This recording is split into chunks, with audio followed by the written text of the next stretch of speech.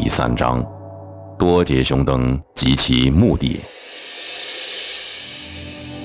多杰雄灯是一个350年前出现的政务护法，他是智慧佛文殊菩萨的化身。那就是说他们是一样的哦。那多杰雄灯也是智慧佛吗？多杰雄灯身为护法神，目的就是为了护卫第二佛陀宗喀巴大师的珍贵教诲。是的，是一样的。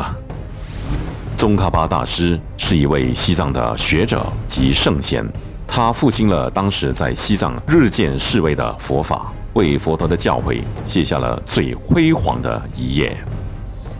他结合了佛教各大门派的精华，创立了格鲁派，格鲁派也被称为黄教。宗喀巴大师被视为是慈悲佛观世音菩萨、智慧佛文殊菩萨及诸佛力量之总结金刚手菩萨的化身。多杰雄灯的每一个前世都是大成就者，这个传承历史十分久远，甚至可追溯到释迦牟尼佛的时代，也就是文殊菩萨化身为释迦牟尼佛弟子的那个年代。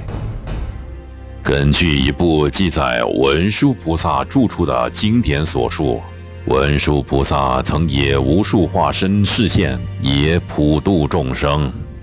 众佛菩萨时常化现为不同的形象，以顺应不同时代、区域人们的需要。